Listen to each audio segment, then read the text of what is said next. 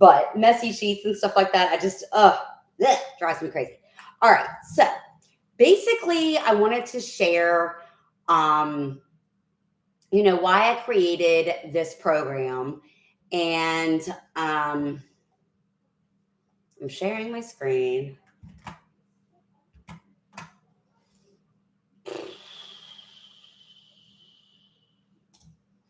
I'll go into, like, I threw this website together because I wanted something up there really quickly where I can, take people to and, direct people to, especially like school boards and, officials, where they can go and see why I created this program. So basically, I'll just go into like my story, right? So this is like digital storytelling. So when I was and I'll just break it up into like 4 sections. So when I was, I guess 10, 11, like 7, 8, 9, 10, 11, 12, like preteen, right? So my parents went through a divorce, and my mother, she in essence, I don't really know what happened other than my perception of what happened was my father alienated my mother from my brother and I. So that was very painful, and it was certainly distracting. We moved from Maryland to from Upper Marlboro, Maryland, to like an apartment in Prince George's County. It was like Temple Hills. And so it was a brand new school. I had to make all new friends. And I'm still sitting there, and I guess I was in third or fourth grade. I'm left with this aching pain in my heart from the divorce and from the alienation. I didn't know where my mother was. I didn't know if she, I felt very abandoned, very neglected. And doing my math homework or keeping up with my peers or keeping up with my class in any of the subjects was literally the last thing on my mind. It didn't matter if you would have said you would pay me $100 if I were to pay attention in school. The only thing that was going through my mind every single minute of every day was, where is my mother and why doesn't she love me? So moving forward, my father started dating. He got another girlfriend, and I'll just share, because I was raised by my father, I'll just share my perspective of my life in my father's world, right? So moving forward, we moved from the apartment, then we moved to Dale City, Virginia, again, switching schools and making all new friends. And, the school curriculums differ very much so from one state to another. And so I've always been, a great student when it comes to English, language arts, writing. So I was a gifted writer from birth, I think. But my problems started to manifest in my life with my academics from that point forward. And I never really got a grip on the education side of things until like later on in life. And let me explain. So even though I thought I was a pretty smart student in language arts or English, when I got to the 5th grade and the teacher was going over, synonyms and antonyms, I have never heard those 2 words in my life. I was so lost. And then I also was extremely behind in math. And those are just, 2 subjects. My mind, just to give you an example, and I loved my fifth grade teacher. His name was Mr. Sherrie, and he's in Dale City, Virginia. He taught at Enterprise Elementary School. And one of the things that I could not get a grip on, we were doing, this is social studies, and we were doing the 50 states and capitals. And I believe it was then and there where I told myself the limiting belief that geography is not my thing. And it's because I kept failing the states and capitals test over and over and over and over again. I would stay after school, take the test again, fail, take the test again, fail. It didn't matter how many times I took the test or how hard I studied for it, I kept failing. Even though, my father would sit with me on some occasions and go over the 50 states and capitals. Once he realized how bad I was failing this big, section of the curriculum, he sat with me and tried to do, the quizzes that, you would do with your child that was struggling in a subject. And so Mr. Shiring literally let me take that test the entire year, probably 50 times, until I got an A, over and over and over again. But that's not my point. He was a great teacher. But my point was, what exactly was going through my mind to make me not get that content that all of my peers of the same age were clearly getting and moved on with their lives? They're on to other geography, topics. What was going through my mind where I couldn't get it? It was like a blank. I could say it over and over and over again, but I couldn't get it. And yes, even the capital of Virginia, being Richmond, I still didn't get it. And Maryland, Annapolis, I still didn't get it. It was just not sticking. What pain, what emotional trauma could I have possibly been going through to not have, as many times as I've done that test, it stick over and over and over again. I can't even express how many times I took that test. And, still to this day, I could probably recite maybe 5 of them, but definitely not all 50, right? And so it really didn't stick. It was just a in-out memory, crash memory, crash course study or whatever. It didn't stick. I did pass the test eventually, but it didn't stick. And so moving forward from that stage, my father and my stepmother moved to Southern Maryland. And so now I'm at a different school. And so I went to Upper Marlboro was Mattaponi, then it was Samuel Chase, then it was Enterprise. I went to 3 elementary schools. And then I went to Saunders Middle School for 6th grade. And then we were in Southern Maryland by 7th grade. And even still, moving at the end of August and into September, the start dates of the 7th grade didn't line up between Maryland and Virginia. And so when we moved to Maryland, back to Maryland, I was still behind because the school year started like 3 weeks earlier. And so I didn't know anybody. And I was bullied really bad about my first name because it's got the masculine version, Sean. So by the time I got to 7th grade, I lied about my name. The first person that asked me my name, I said it was Shauna. I just added the NA to it. And it's kind of been Shauna ever since, even though my legal name is Sean. So you might see me transition back over to my birth name on some of the branding content that I use. Because I feel like I owe it to my mother. She passed away, and I feel like, if I don't know, it's just something quirky with me. But anyway, so moving forward, now I'm in my teenage years. I'm 7th, 8th, 9th, right?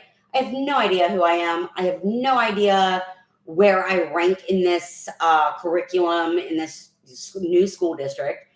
And let's face it, the street that my parents moved to was not the best. It was all guys. So I had no females to bond with, barely any friends.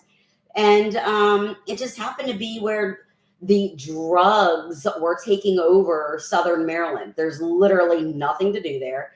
All of the teenagers were bored. And this is, of course, before cell phones and before, internet. And if you couldn't walk there, you weren't getting there and you weren't talking to them. That's the 80s, right? And then, so the things got really, really tough for me there because my brother, who is an older brother, went from being a straight A student, like I couldn't even compete with him in elementary school at all, to completely not caring, starting to get in trouble with the law. And, again, I was super confused.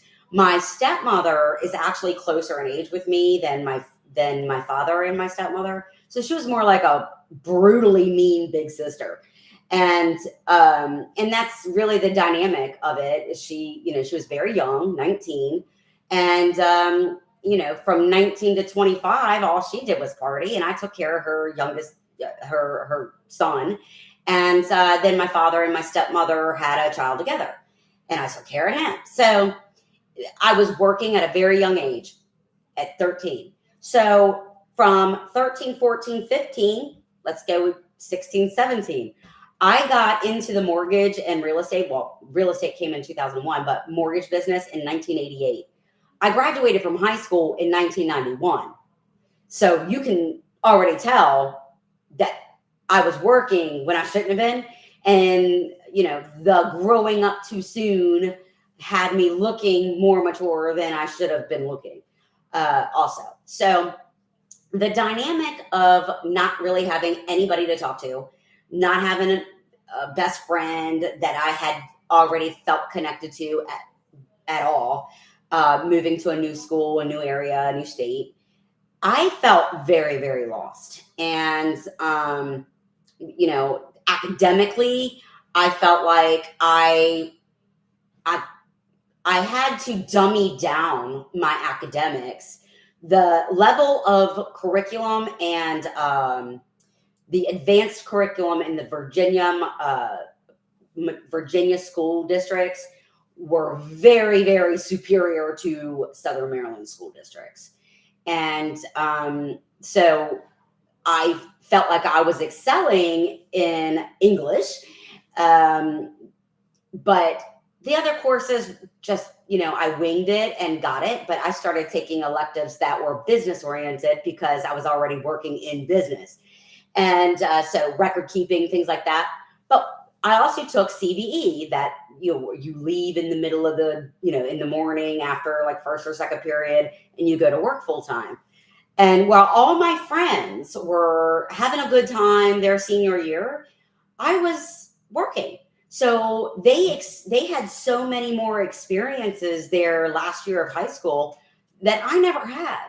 And so like later on or over the weekend when we would reconnect and they'd have stories and funny things and inside jokes, I would be completely lost because I wasn't there and I missed it. And I missed the pep rally. I missed the homecoming, whatever they do on the court, right? And I missed being able to sign up for things like, poms and cheer. I was a cheerleader when my mother was still in my life. She was the captain of the cheerleading squad. And when I moved to Southern Maryland, I did make a friend who was on the cheer squad. And if it wasn't for her, I wouldn't even have a uniform because her mother paid for the uniform. Her mother bought my patent leather shoes, the saddle shoes. And her mother pretty much paid for everything. And so I didn't have that mother figure in my life that I should have had, that I deserved. And it was very heavy on me, to say the least. So I had to do this kind of pivot with my peers and feeling accepted with my peers, where my brother was going down the wrong path and making friends and with people that were using drugs. I could not fit into that crowd. So even though, I would be the girl that would be like, you shouldn't be using drugs. And then what happens after that, right? Nobody wants to hang out with me. So I lost that group too. So I had to dummy down to fit in with a lot of my peers. And I had to hide, getting on a roll. And then one thing that comes to my mind, um, when I was a junior in high school, my English teacher, she was phenomenal. And she really loved my writing. And we had this short story, essay story that was due. And she wanted to submit my writing to 17 magazine. And it was like $25. My father would not pay the $25. And it was, I never got into the magazine because nobody had the $25.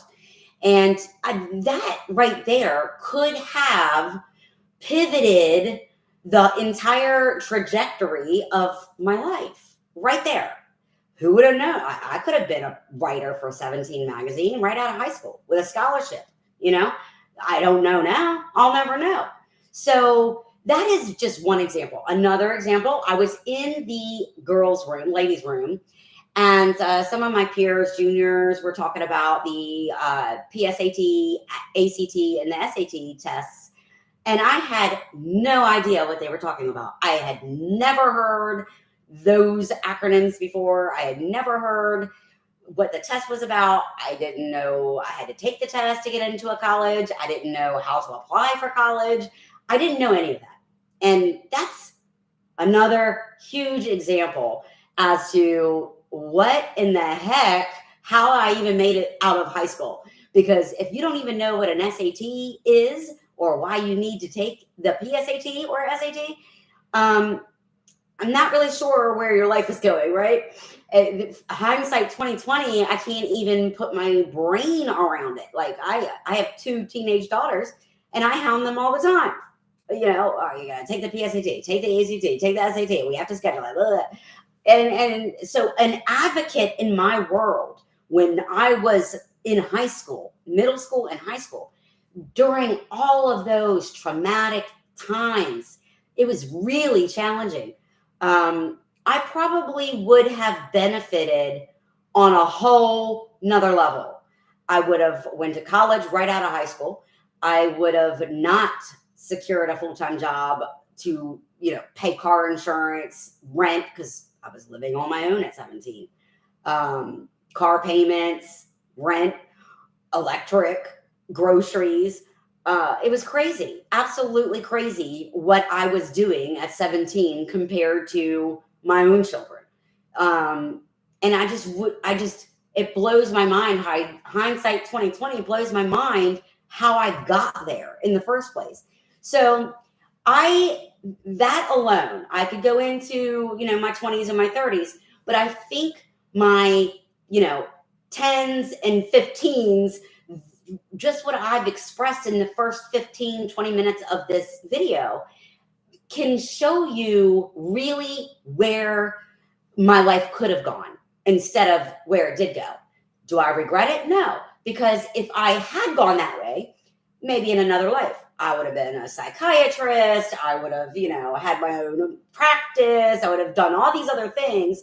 However, I wouldn't be doing this video right here, right now, talking about how important student advocacy is.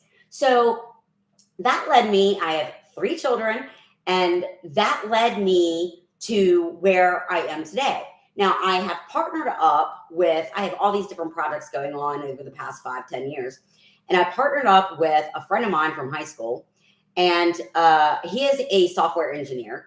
And he has, we've created an app for domestic violence survivors. They could be victims right now. They maybe not have left yet, wherever they are in their situation. But the app has all of the features that can literally be copied over to a level up app for student advocacy for success. Meaning where we could deploy, a conversation model where the student says, oh, I had a bad night last night, I threw up, and I was made to go to school this morning, or my parents were fighting last night, I got no sleep, I got a test first period, things like that. And everything that I've talked about, had I had this tool when I was, in 7th, 8th, 9th, 10th, 11th, 12th grade, I would have been able to seek and receive the resources. Maybe I wouldn't have known what those resources are. Absolutely not. But I would have been able to receive the resources that I needed from an advocate that did know where to, what to send me, who to send me to, who to refer me, tell me who to talk to, have this person or that person reach out. And close the gap on the cross-system collaboration that I truly needed.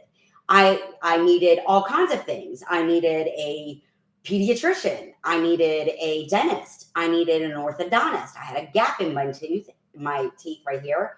And they were crooked.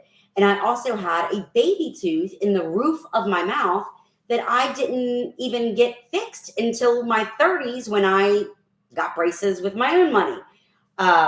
So things like that really would have changed the trajectory of my life.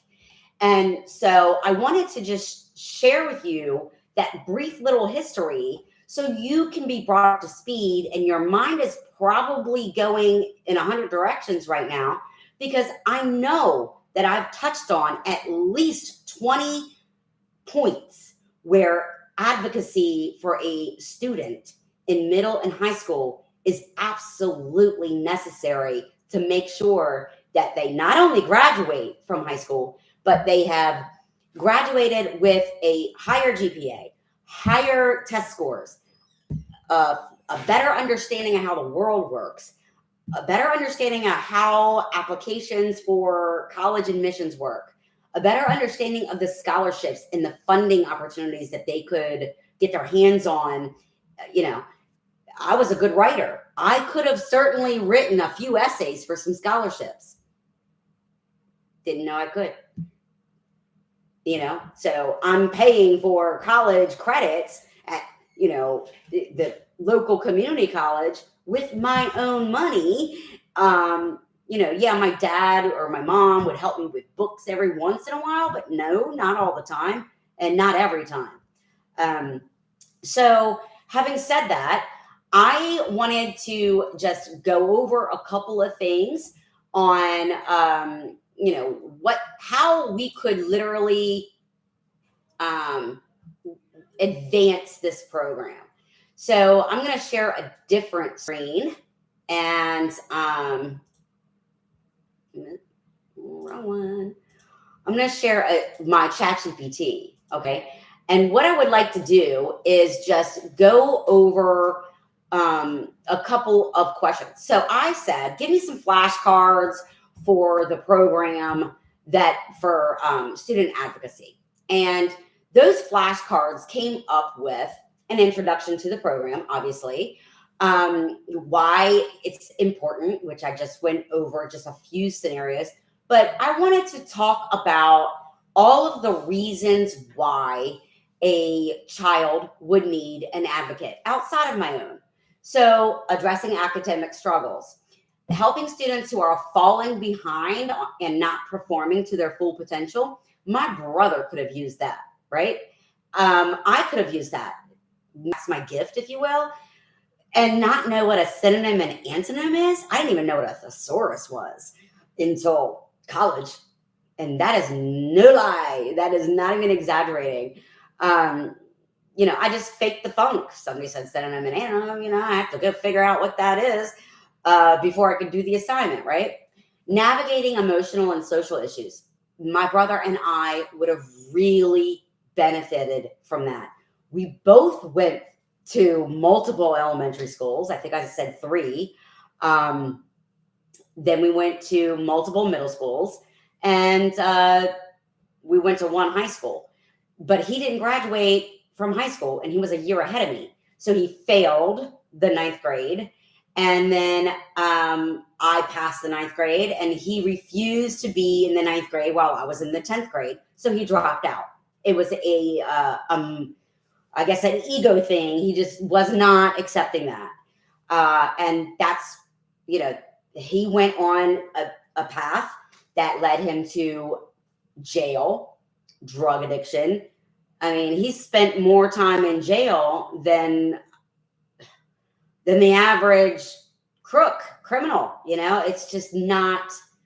And he was a straight A student. So having an advocate that would have told him he's loved, told him he's accepted, told him he didn't need the guys that were using the drugs on the street, told him what his future was, told him what his worth was, how he could really pull out of the darkness of missing his mother, things like that. He would have been on a completely different life path, completely different. And, it's hard for me to even look at my brother's picture because that's how bad he just never got off the drugs. It could have been very different for him. Transitioning between grades, right? Going from 8th grade to 9th grade was really hard. The 11th grade school year academically was the most difficult for me. It was the most intense coursework. But I really missed the fun of being a senior. I missed all of that, right? So I did graduate. I walked with my class, all of that good stuff. But I missed a lot of the stuff that went down in the hallways, the pep rallies, all of that stuff, inside jokes with my peers. So the IEP and 504 plan support, this is so desperately needed. I mean, if there was an advocate in place between the student and the teacher, the teacher's role, it's kind of stay in your lane, right? The teacher's role is not to provide emotional support to a student. It's just not. Their role, they already have enough on their plate.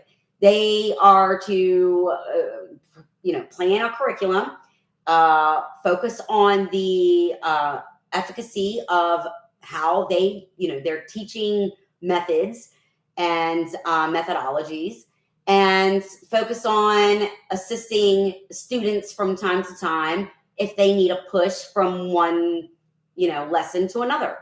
That's their job. Their job isn't to find out what's going on at home. Their job isn't to find out what's going on in the neighborhood. Their job isn't finding out, if their boyfriend's beating them up. Yes, they are mandatory reporters, but it's not their job to find out. So there is a disconnect, and it's a cross-system collaboration disconnect. Now, having been on my path in my situation, I didn't know my worth until I was 45. I'm 50, almost 51 in like 9 days. I was attracting the wrong partners. I didn't see myself as smart as I am. I'm pretty intelligent, and I didn't see myself that way. I didn't think somebody with, my equal would find me attractive for them. And that's the reality of growing up in just the family dynamic that I explained. But fast forward, I went down 40 years into the darkness just to find out who I am and get off of the path of, domestic violence and abuse and partners that were not on my level. Like, it was boring to me to have a conversation with anybody I was dating because they weren't on my level, right? So college and career readiness. Now, I already explained what the challenge was. And there was a barrier there that I could not cross over on the college thing. I wanted to learn. I am still a student in college. I switched my degree plan so many times. I still have not graduated. I just didn't know what I wanted to do. But because I needed a job to support myself at 16, actually, I was buying my own school clothes at 13. So I needed a job to support myself at 13. How was I going to not work and go to college full time? I already had all these bills. I was living out on my own. So it was just not possible. I didn't even know. Okay. So when I did go apply for financial aid, I think I was 18, 19. My father made too much money on paper. It didn't ask me if I was emancipated. Didn't ask me if I lived out on my own. It just asked, how much did your dad make if you're under 18? If you're under 26, how much did your dad make? Well, I didn't qualify. So that threw me for a loop. At 17, 18, 19, I had no help. So the career readiness, obviously I fell into the mortgage business by default because I was working there during C sucked me in. And then that mortgage company joint ventured with a title company, and I went over to the title side. I decided to get a real estate license. By that time, I had already had 13 years of marketing took off. Now, again, let's revert back. I was attracting the wrong partners. So how, flop. But I had children by marriage 1 and 2. So now I am a single mother working 100% commission in a cyclical market with 3 children. That was not fun. And I'm still trying to pull through from that. But the college and career readiness, a lawyer. I would love to be both. I would love to be a advocate, a legal advocate for youth, right? Or for victims of domestic violence. So moving forward from that, the parent involvement. Before I move into parents, mental health awareness. Again, you don't think that my brother and I just get on our side. Now, I'm not talking about somebody that walks in a Men in Black suit. I'm talking about somebody that wears today's trends, the same threads the high schoolers are wearing. So the high school student feels like they are their friend, their peer. We don't want to, come out with, anything. We don't want to come across as being an authority figure to our constituents. An advocate is their best friend, their person that they can go to tell anything that's going on in their life. And the advocate would then, do an assessment to see what community resources this child needs. If the child is ready, willing, and able to accept the resource, and if the parent needs to be involved, if a single teacher needs to be involved, if an athletic coach needs to be involved, and so on and so on. So, the mental health, let me just put it to you this way. I have several videos on the domestic violence channel, Communities We Love on nonprofit, where I say, and there's blogs about it too, I've written, the cross-system collaboration gap in America costs American taxpayers something to the tune of $8 billion per year, because the trajectory of the student that didn't get this support that I talked about is welfare, not cut from the same cloth as the guy who had, the perfect family, and supportive parents that made sufficient money, very stable income. They're not cut from the same cloth. And that alone makes you not be able to compare the child A and child B with each other, because they're not from the same cloth. So the test scores from child A and child B they should not be measured on the same scale, because they're not on the same cloth. And that is super important when we're talking about supporting academics in children. It's not rocket science for us to figure out, okay, well, if Jane over here has mom and dad, they both work full time, or even dad makes enough money, mom stays home full time, or the other way around. I'm not trying to get into gender things, but whatever the case is, that family dynamic, where Jane is supported in her academics, she understands what a ACT and a SAT is. She understands that she's going to go tour colleges. She understands how important, submitting the assignment on time is. And she's not going to be up until 2:30 in the morning with a drunk alcoholic father, or a mother who's getting her butt beat in a domestic violence situation, or just screaming, fighting parents and have to take an exam the next morning. She should not be compared with Jack. If Jane has this full support in her home and Jack does not, they are not on the same cloth. So parents can get involved by advocating for their child, first of all.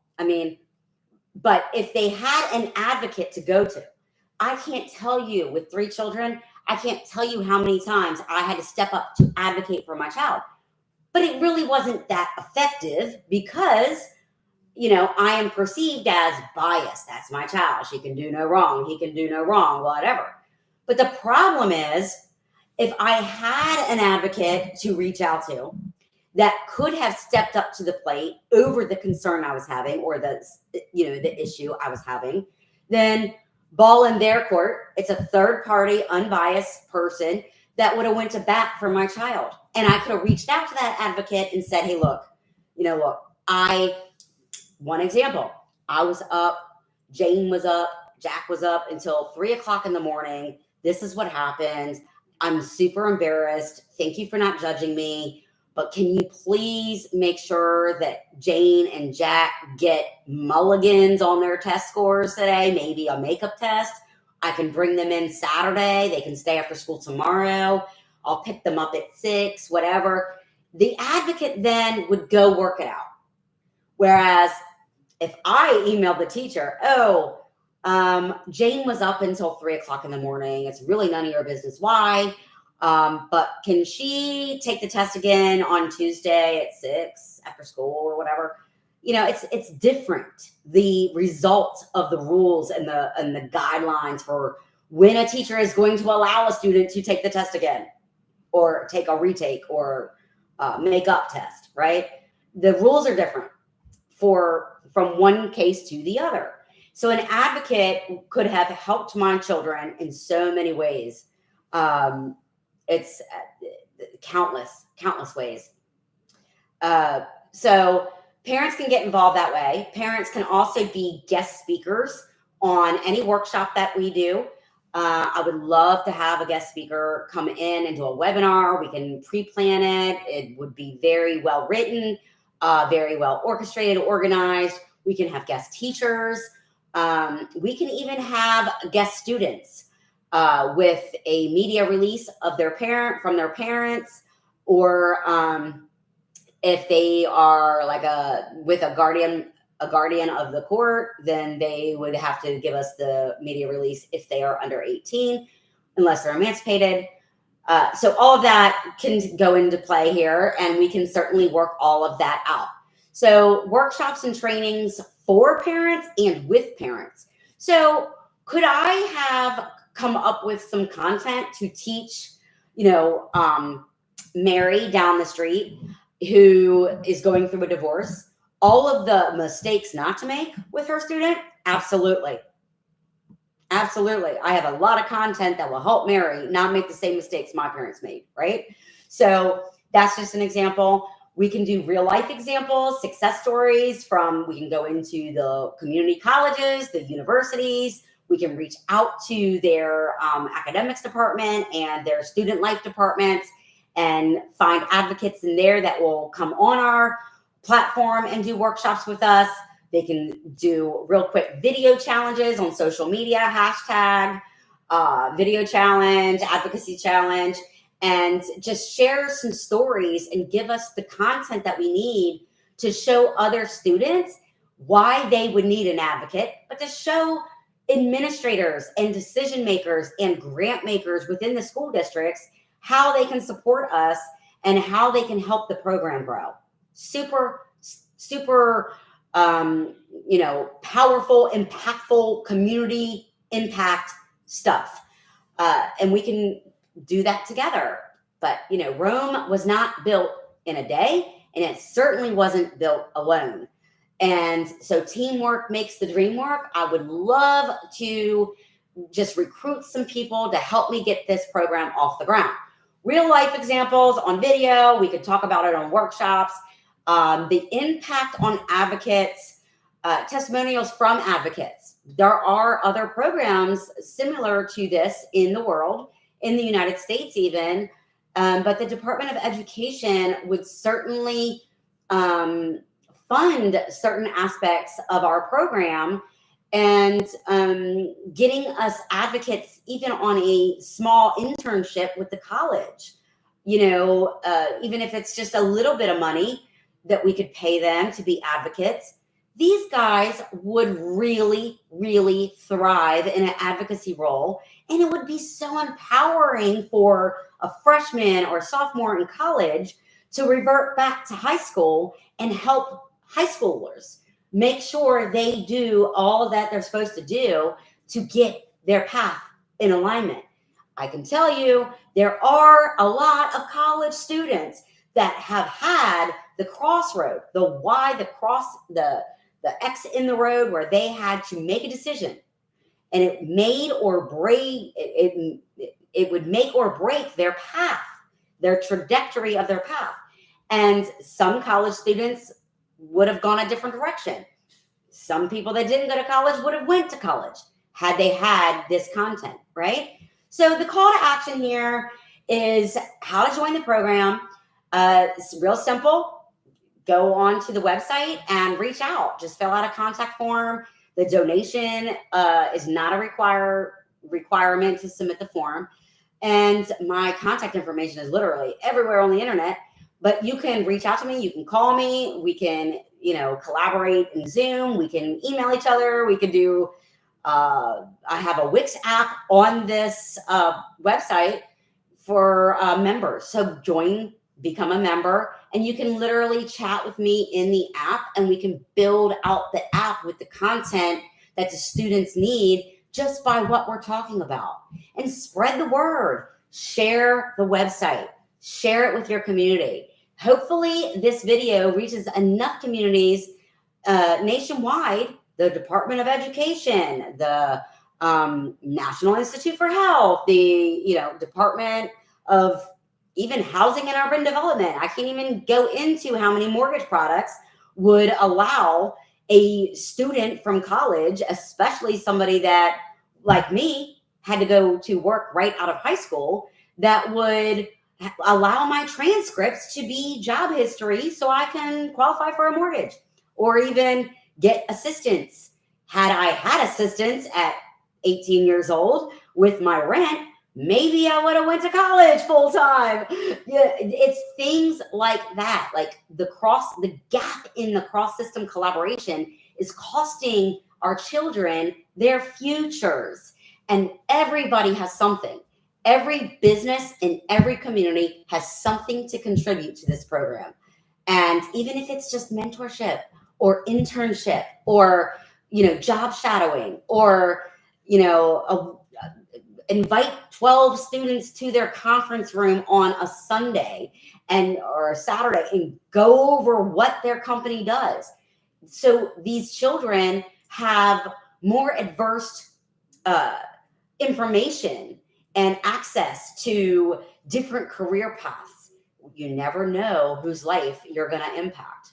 What would it take? An hour on a Saturday, right? So that is how you can help the program get involved, how you can jump in and help me